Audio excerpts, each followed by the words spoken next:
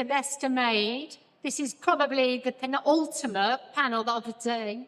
It's about reshoring, being proud of making British products, and there's a cross-section of people that have got their own views. So this is why it's important to have such a big panel.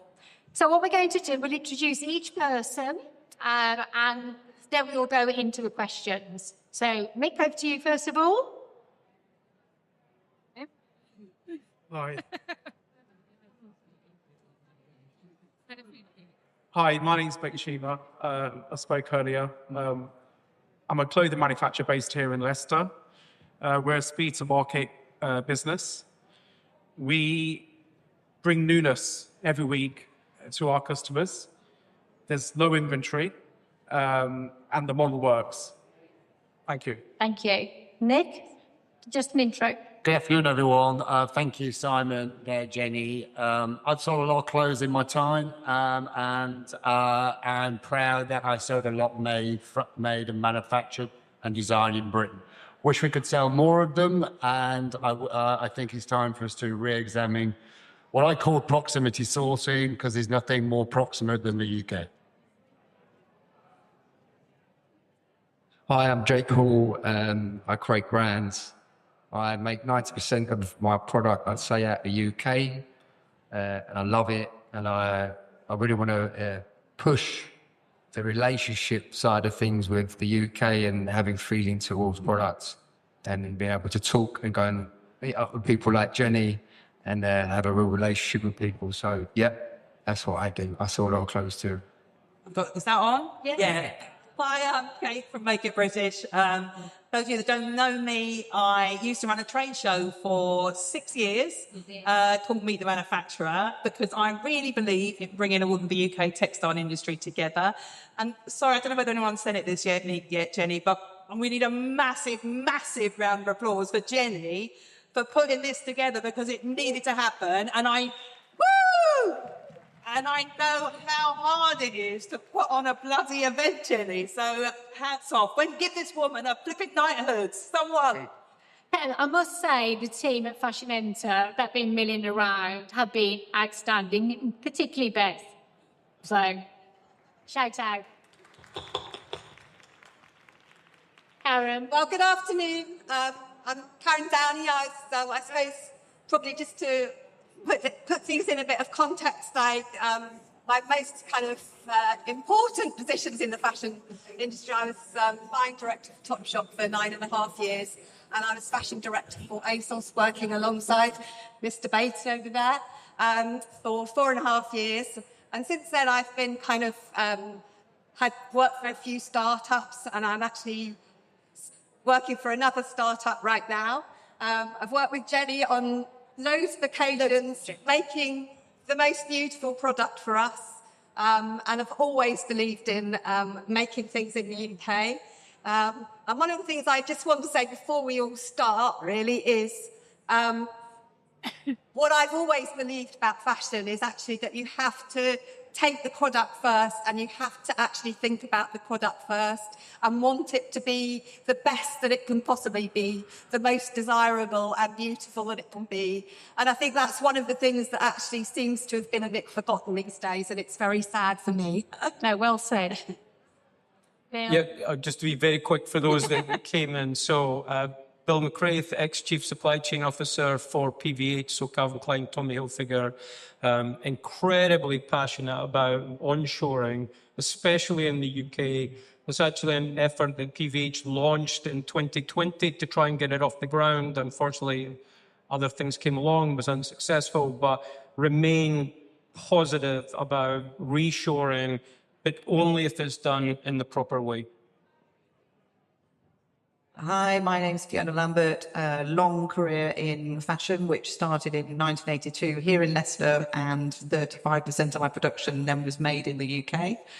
So always been passionate about it, and having had careers based in Leicester, across Next and George for a long time, and Downie. A real advocate for the business here, and I've always been an advocate, as Jenny knows, for trying to bring manufacturing back to Leicester. Right.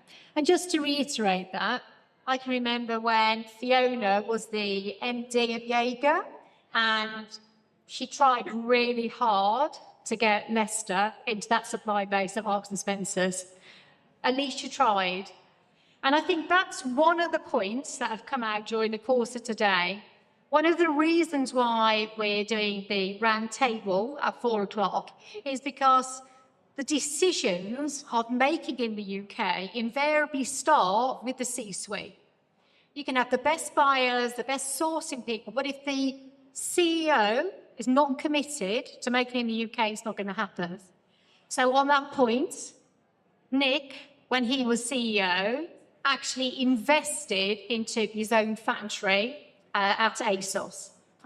It's in the public domain, this is not a secret, but £230,000 in total was given to open up a factory. Right, that was the commitment. Was it 4% you were looking for to be made in the UK at that point? Yeah. So just explain why. I mean, you've mentioned proximity sourcing, but it happened. You made it happen, didn't you? So the logic at the time was exactly as Caren said. We had to make beautiful clothes that people wanted to buy. The long and deep sourcing model was running out of steam. It was running out of steam because fashion changed quickly. We wanted to move our fashion as quickly as our customers' tastes were. And so buying something on an R&D model didn't work. What I didn't want was to look at products that had already passed their sell-by date on a 12-week lead time or 16-week lead time. So we have to build proximity sourcing. There was nothing more proximate than the UK, so we started with Jenny's factory and then we built our sourcing base in London. In Leicester. To galvanise change, you have to set targets. So I set a target back then, said I want 4% of all ASOS clothing to come from the UK. At that point in time, there was very, very little. And when I say 4%, it's a small number, but ASOS was doing 1.6 billion of sales on own brand at that point in time. So that adds up to quite a lot of volume at an average price point of about £20. So we galvanised change, said this is what we need to do. Fashion lead times, therefore, need to be as fast as the customer, as fast as the trend, and we wanted that to be even faster in the UK. So it cut out weeks of our lead time because we then worked harder on the design process, shortening the design process. We worked harder on minimising samples. It lowers everybody's cost.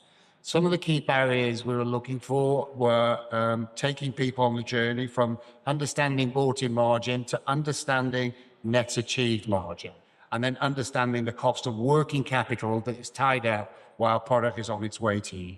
When you start to do that, the economics change. So if you've got a short lead time with proximity sourcing, you can back trends, you can respond to trends, you can change colours if necessary if you hold the fabrics, and actually you end up with a much higher net achieved margin and a better outcome for your consumer. And Caren, when you were at Finery, when you were the CEO there, I know 33% of your garments were being made from sustainable fabrics. And you were, but actually, I said 33% was actually made at Fashion Enter at the time. Is it working yet? Yeah. It was. And actually, when you have a small startup business, it makes even more sense, doesn't it? Because actually, you don't need the big numbers that Nick was just talking about that we needed at ASOS. And you can work so much more closely with the factories. And, you were so flexible. We could change things at the last minute, and what buyers change at the last minute? No. Yeah. But that's about relationships, isn't it? Yeah, absolutely about relationships. And, Finery would never have been what it was without the support of your factory. It really wouldn't have. So factories like Mick are doing exactly the same with basic Premier Air. So if we all would agree it makes sense, why is it not happening? Why is Leicester not getting the business? Why is it that there just seems to be this lack of commitment at higher levels? Kate, with your trade body, and my cynics head on. My cynics. You have to be honest. Coming from a buying background, I think, it's a good point about no one's looking at what the true margin is of making in the UK and the flexibility and, just the fact, to me, it just doesn't make sense. So I don't get it. I think whenever I speak to Leicester manufacturers, the one word, the C word comes up all the time, commitment. They don't get that continuing commitment from the fashion buyers. And actually, you know, I hate to say this, but a lot of the UK manufacturers that are doing really well are the ones that have diversified outside of just fashion or outside of just working with the big retailers and are working with the smaller businesses because they're actually a lot more loyal and they are prepared to pay more. They don't quibble over every single penny. And that's... Yeah, and actually that is a fantastic conduit to Jake. So Jake is ex-Towie. We met Jake about a month ago, actually. It wasn't long, was it? No. And I think retailers are big brands. You've got a run for your money coming because Jake is going to explain his brand and why it's so successful. Yeah, well, I've not done so many numbers as the people around me, but we're having a good go at it. I think on your point about why is it not Leicester, I think it's quite difficult to find. I think we're living in quite a marketing world where it's not that easy to find manufacturers in the UK. I only like using the UK because, as I've said to you before, it's like I can come and chat to you, I can build a relationship with you, whereas I've worked in Turkey in the past and it's very difficult to, once I leave there, have that feeling of, you know, touching the fabrics, having the conversations, whereas I can just come and see you. And it's a really important thing for me to be able to care about the product. But back to your point, I think it's difficult to find factories in the UK. That's interesting. Yeah, but can I answer that one? Because I used to have a directory of manufacturers on my website and also I ran a trade show of UK manufacturers.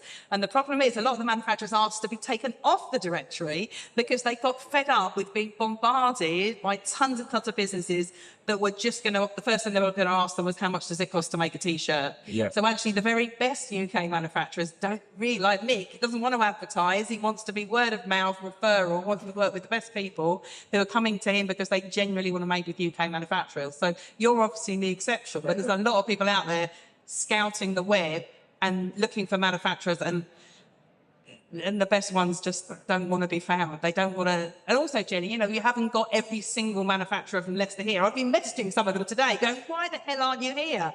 Well, we didn't know about it, but they did. Like, why aren't they here? Because... Yeah. So in defence of the factories, it's hard work running a factory, Mick, isn't it? Like, it feels like it's 24/7 sometimes.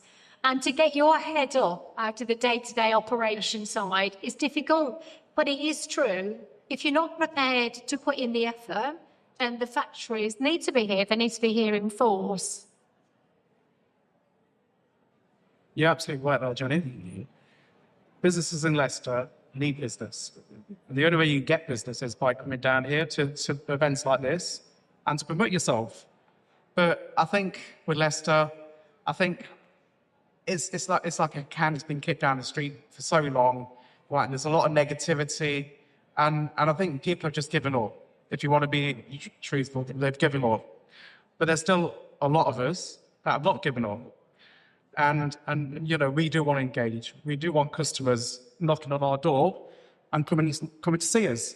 You know, we've got designers, we work closely with fabric mills. Right now, I know exactly how much fabric is around the UK in terms of stocks. We're updated by WhatsApp every single day. Stocks are always changing. We're designing into those stocks. So when we're talking earlier about tests, we do tests of like 100 units, 200 units, but we're only testing those fabrics that we know we've got availability on. And it's a constant moving entity now. So every single hour, things are changing. You know, we're creating new styles, we find new fabrics. It's just a moving entity. Fashion now is evolving. It's not like you can plan your fashion, say, 6 months ahead. You can't do that. You know, it's the weekend. You know, what happened over the weekend? And we jump onto that straight away on the Monday.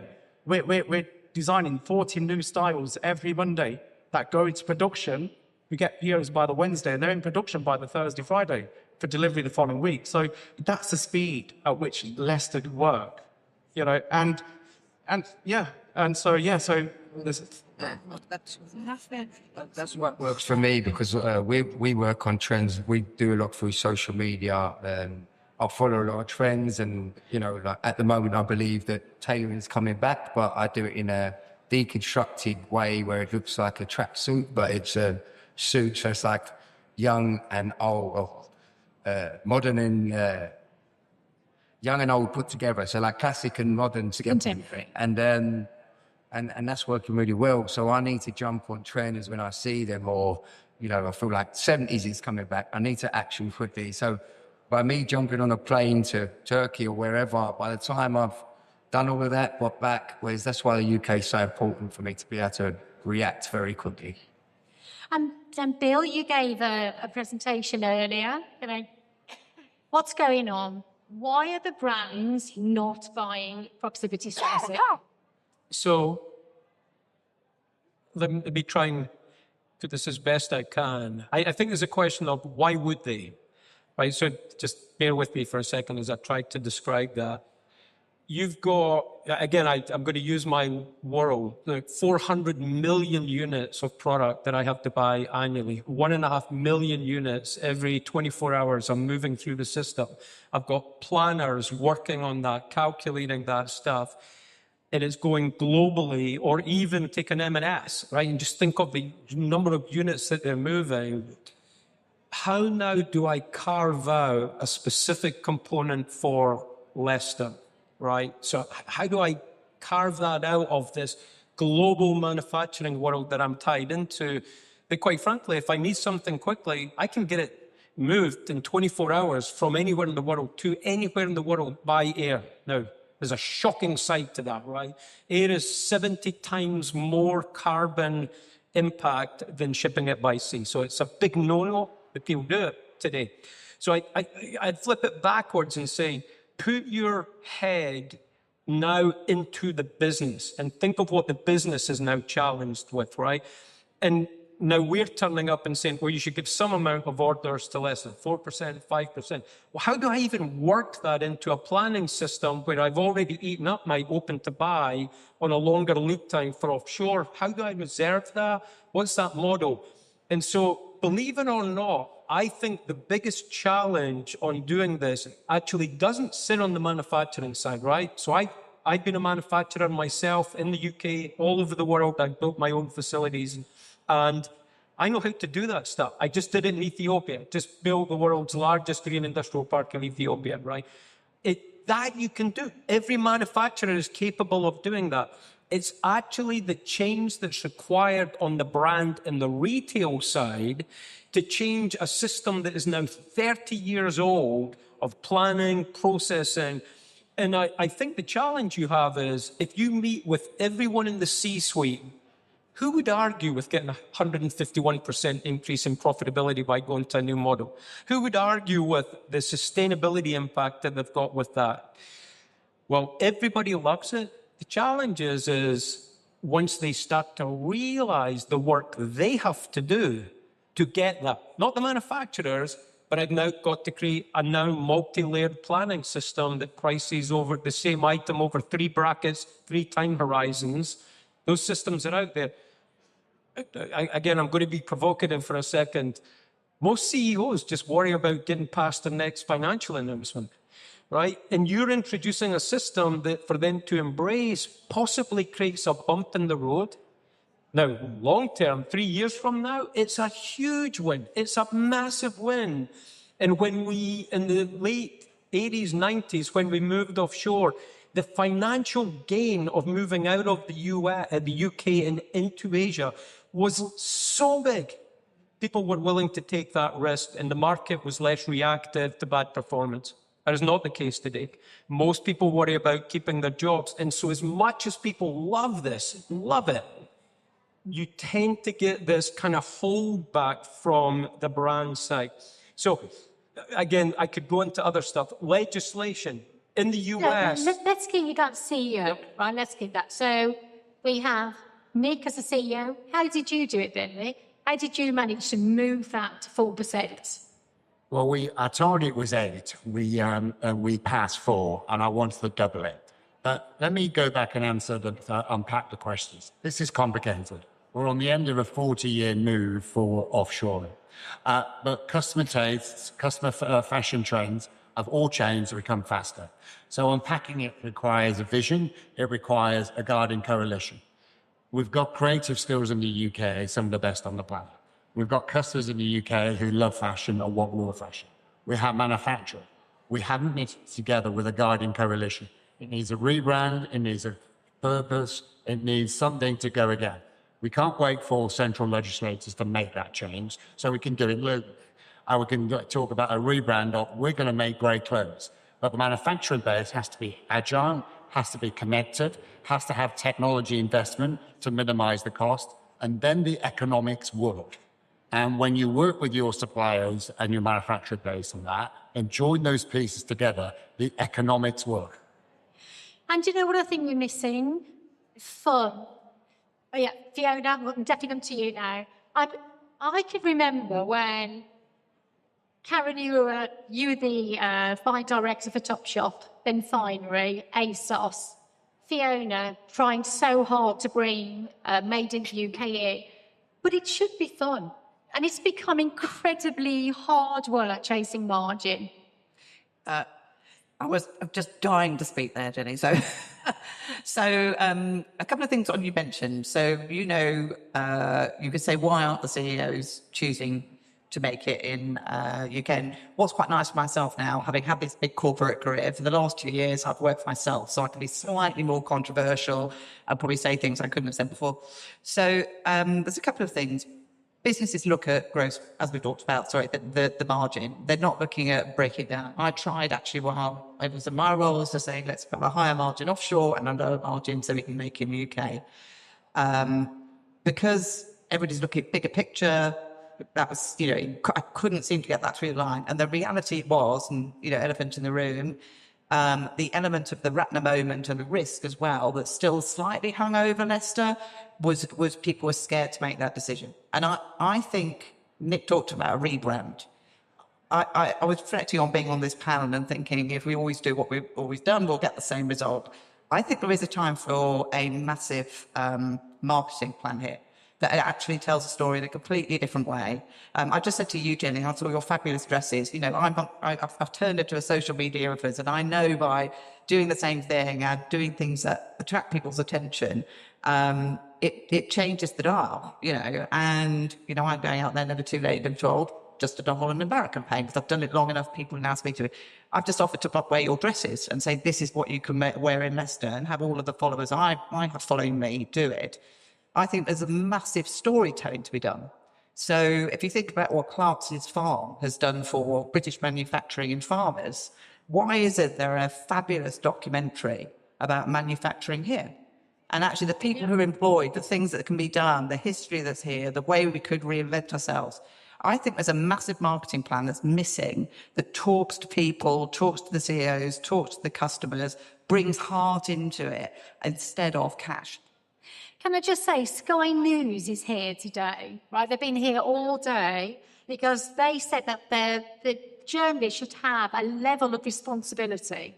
When all that bad press came out about Leicester, which we now have established during the course of the day that it was exaggerated. This is a good news story, waiting to be told. Yeah, and Sky are here today. So credit to TV programmes about it. I definitely think there's something to be made here that can turn the dial. Jake, are you in for it?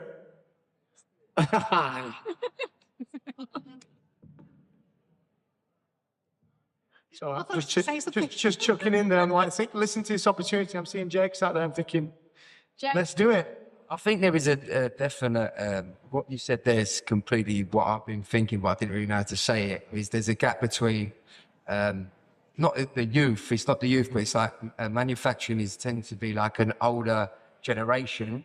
And careful what you're saying. No, I know that was going to go that bad, but I don't mean it that way. I mean it in a way of like, and there is this social media world that everyone's living in. And can I just say that Jay has 336,000 followers, okay? And when it came to us, he was putting down orders of 300 units. Now, some of the big retailers are not putting down 300 units. Now, and he works with us. He's like, he comes in, he's checking on production. And today, Jake's here looking at the Leicester manufacturers as well. And I think that's a warning to the brands.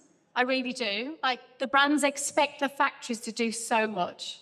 Like, to do an audit, the compliance, it's thousands of pounds, isn't it? Now, and Jake comes along, he sees it, he likes it, and we put orders down. And then they're continual orders, and there is a rise in that. Louise Lambert's here as well today with Digital Twin. Now, she's that interface between 3D going into gaming. Like, there are so many opportunities, and the brands need to get ready and start working with the factories properly. Kate, you must have something to say on that. I just think what I love about going to visit factory, I love nothing more than going to visit a factory. The factories in the UK, it's the people. It's the people, so agree. like families, generations. Yeah.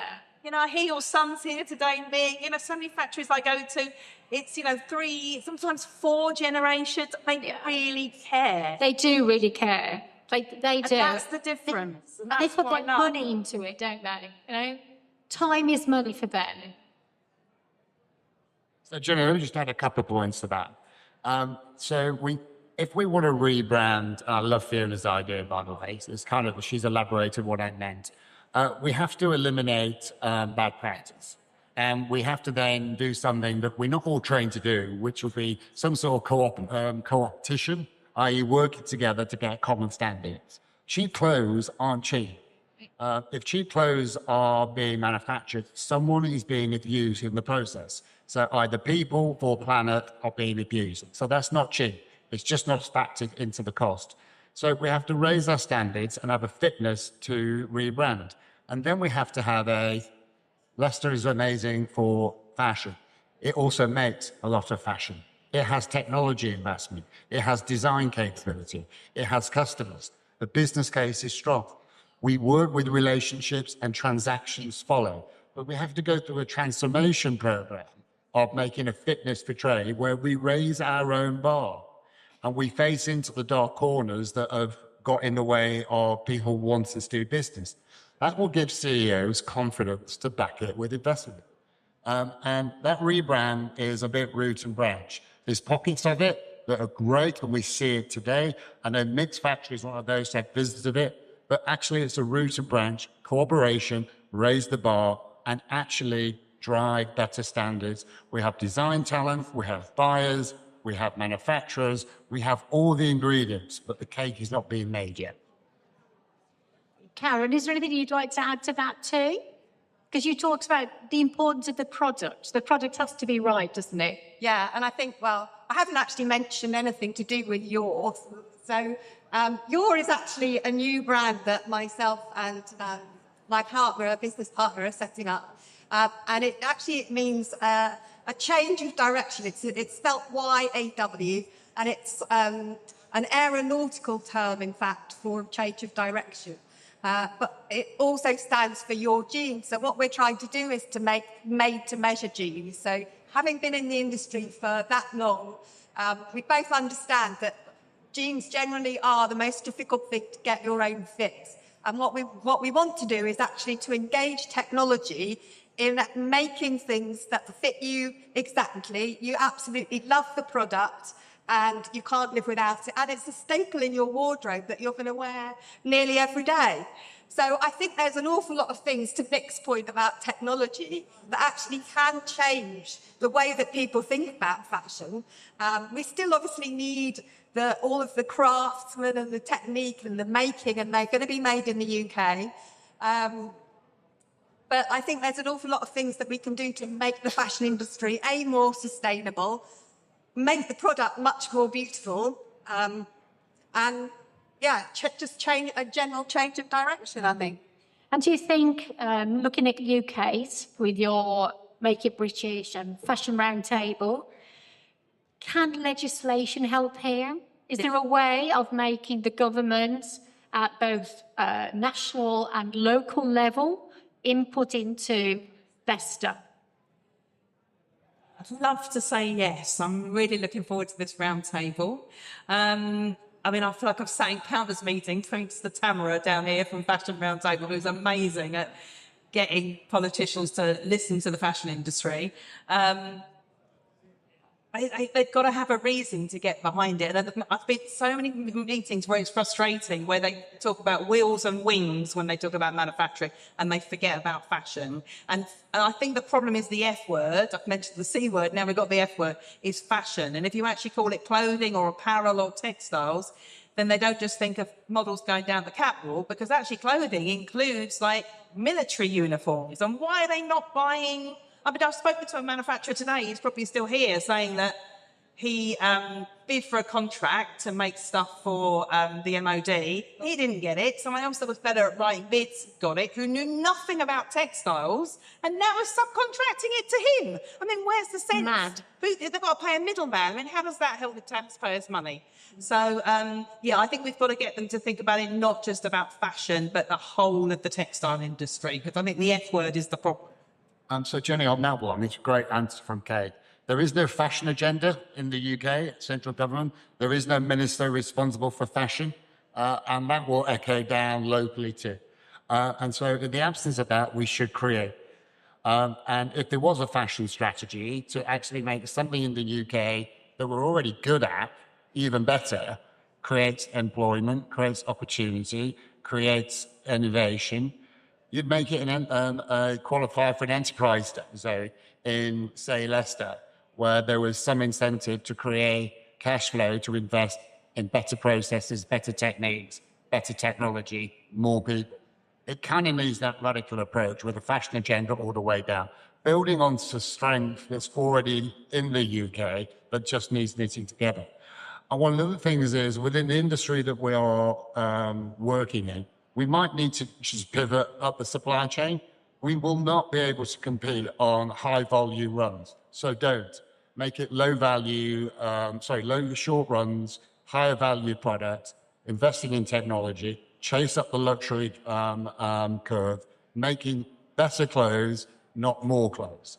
And if we did that, we'll pivot ourselves into a different place. Why couldn't it be the home for luxury fashion, with the stimulation from central and local government to create higher value, better artisanship within our clothing and the technology enabling that?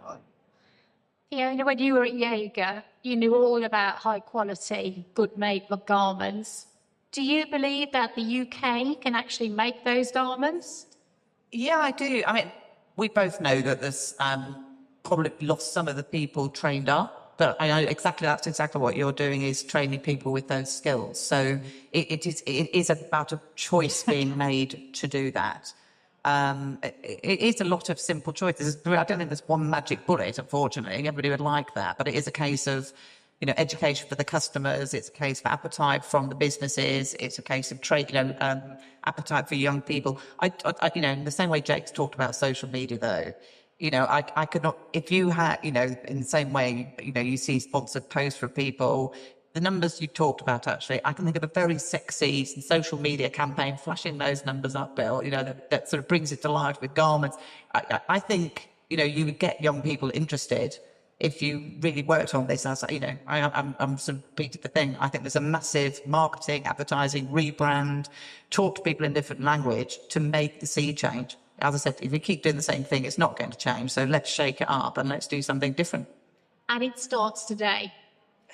So on that point, we've got 5 minutes left. There are people with their hands up already. So we're going to start asking some questions. Can I just say thank you to the panel as well? Well done. Mark. Hi, Tamara. Thank you. Just to add, 2021, in a Fashion Roundtable report, we asked for a Minister for Fashion, still waiting. 2024, we wrote a sector vision that outlines the whole strategy for the fashion industry because of the election that was coming up, and we hosted events with, I think, all political persuasions across all 4 of the nations. So if you want to get the ideas about how we support onshoring, please read our reports. And that's led us to the Great British War Revival. So we've taken it one step further with the King's Foundation and support from YNAP and now from John Smedley because we're going to the fibre, because you have to map. You have to make it luxury so that you engage people. I completely agree with you. And then you take people with you. So we're here to support you in any way that we can. I just wanted to add that. It wasn't really a question, it was more of a comment. Sorry, guys. No, thank you. Okay, do you see another hand? One here. Okay. Hi guys, I thought it was brilliant. Your talk was very inspirational and I would love to bring manufacturing back to the UK. What I feel, having worked in the industry for quite some time, I was previously buying director at Debenhams and several other retailers within the UK. And what I've really found is the frustration between the buying impact margin calculator. Buyers generally are in those buying sign-offs. We're looking at that. We're presenting them back to our, our merchandise directors, etc. And it only covers half the cost. We're not looking at the impact. We're not looking at the true value of actually, we know that Vinted is now the #1 retailer in France. We're not looking at the true value of that product. And I really think that needs to be evaluated within those meetings. The CFOs are engaged in a tangible way. And I just wondered what your thoughts were on that. Incidentally, we're working on that at the moment. And we're working on that with one of the fellows from Oxford University to bring that to the market. So, anybody want to have a go at that one? Bill? Yeah, so a couple of things that have been mentioned here, and then I'll come to this in a second, because it ties to this, is that this, in my mind, only works through collaboration, right? There is no single manufacturer or no single retailer can make this happen, right? If we really are serious about this, it's a collaboration element. And Jenny, you've heard me say this before. There is the AAFA, the American Apparel and Footwear Association, 560 members, all come together. One of the biggest lobbyist and voice groups in the US, right? And so can get stuff done. But it's also a common voice to the brands and the retailers. So the brands and retailers and manufacturers actually every quarter turn up and physically sit down as a group to talk about industry challenges. And again, there are certain rules you have to stick by about what you can and can't talk about. But people come together to talk about this. And I'll say it again. The worst thing that could come out of this event is it's an amazing event with a lot of incredible capability. By Wednesday, everybody will be back in their job, thinking again about their job. So the question is, when you come to something like that, where is the industry voice to, whether it be to government or to the brands or to the collective group, about what really is the total value and impact of this stuff?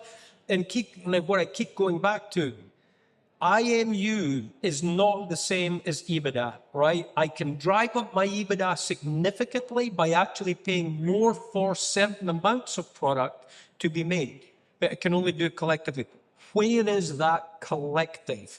And I think one of the best things that could happen in the UK, and Jenny, you are maybe the stimulus to kind of help us with that, is let's create a forum where everybody comes to talk about this stuff. We're all out there individually doing it, and no one can hear, and everybody is chasing the KPIs they have been given that are now 15 years old at this point. This is exactly why at 4 o'clock we've got the C-suite CEO roundtable with the Leicester MP for West, who is Liz Kendall. And Liz hasn't arrived yet, but just to say she's an incredibly busy woman, as you can imagine. But she was insistent she would come today to support Leicester. And I think that narrative has to change. Like, we all have to come together. And I think that's what this event's about. Now, we booked this back in October. We didn't know then about Trump and tariffs. No, we had no idea, but we felt as though the movement towards proximity, sustainability, ethics was all moving in the right direction. And I think actually today has absolutely proven that that was correct. Is there any more questions there's a lady at the back? Just 1 second, let's do this one. We need a CTA, call to action. Clothing and textiles agenda, CTA. There you go, we'll call it that. Right, who had that hand on? Right, sorry. Coming through. Hi, I'm Caren Curtis from University of Westminster. First of all, I absolutely applaud what you're trying to do in nearshoring all the products and particularly bringing it back to Leicester. And I hope at Westminster we're doing everything we can to educate our students to understand the importance of it. But my question is really about how viable it is when so many of the materials, the textiles themselves, are from offshore. That is a really good question. Bill? Yeah, can I? Yes, sir. That is a great question, right? And it's sometimes one that jumps to front of mind is, where are the materials, right? And what is the risk of positioning materials? So, I have to go back. So I said I had just done this big exercise in Ethiopia, 65,000 people industrial park, greenest that had ever been created. And one of the commitments we made is we would go completely vertical on materials from day one, right? Where typically it takes years before the materials come. Everybody told me that was wrong and that it's just too difficult, that the expertise in China just can't be replicated or India can't be replicated. We stood it up in 12 months. It was profitable in 18 months. And it became the most profitable section of the industrial park was actually the fabric making. What we learned to do is not to pre-position base materials, which is what you'll hear a lot of people talk about is, where is my material stored and do I have access to them? So pre-positioning materials, disaster, right? Because you don't know if those materials are get used. What we learned to do was pre-position common yarns that gave us the most agility to create any fabric that we needed within our portfolio that was out there. And we made that happen just like that. It is not labor intensive, it is technology intensive, and that can be moved anywhere very quickly. So the fabric one may not be the work that we do on day one, but rest assured, standing up material flows is not as difficult as people would portray it to be. It just has to happen. And as soon as manufacturing stands up, the whole supply chain behind it, whether it be labels, trims, patches, rivets, or materials coming quickly behind it. Not difficult to do. And Leicester actually has got some amazing fabric agents, companies, knitters, printers, as you can see. Mick, you know this sector really well, but they are prepared to invest, aren't they? A shout out for Spring Shades, actually, who's a dyer. They actually bought a sterilisation unit, which cost them hundreds of thousands of pounds during COVID. Like, it's exactly as you said, Bill, they will step up. Factories and the agents, they will all step up. Leicester's got some amazing fabric mills down here. There's a lot of investment that's actually gone into making the fabric. There's a lot of new machinery there. There's a lot of printing machinery. There's so much going on. What we found is that we've kind of, in terms of partnerships, working together with our customers, with our suppliers and the manufacturer, we've introduced the customers to the suppliers as well. So the customers know exactly what fabrics are available. There's no point in coming through us and then us going to them, go direct. So it saves a lot of time, a lot of confusion, a lot of hassle. So right now, as I'm talking to you, my customers know exactly what fabrics are available to me, as well as myself. We know what yarns are available. We know what prints are available. We know everything. It's not just fabric, it's also trims. And there's so much more kind of detail that goes into that. But that's so that we can all work on a level playing field. Another part of this is that when we're talking to our customers, I do open costings. We share a cost sheet. I've got my CMC, the cost to make the garment up. That's there. I've got the fabric consumption there. I've got my trim costs, my overheads, everything there. Now, when a customer says, right, okay, Mick, we've got to save £1 on this style, we work together.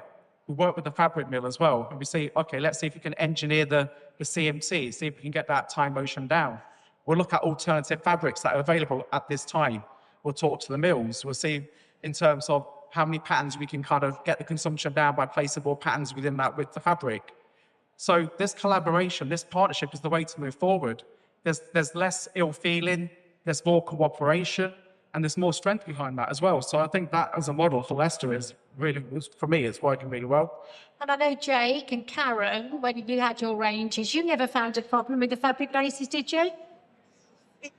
Even in when I was at Topshop, we actually used to work with loads of UK mills. We would be quite happy, in fact, to put down quantities of fabric and then to dye it as we needed it.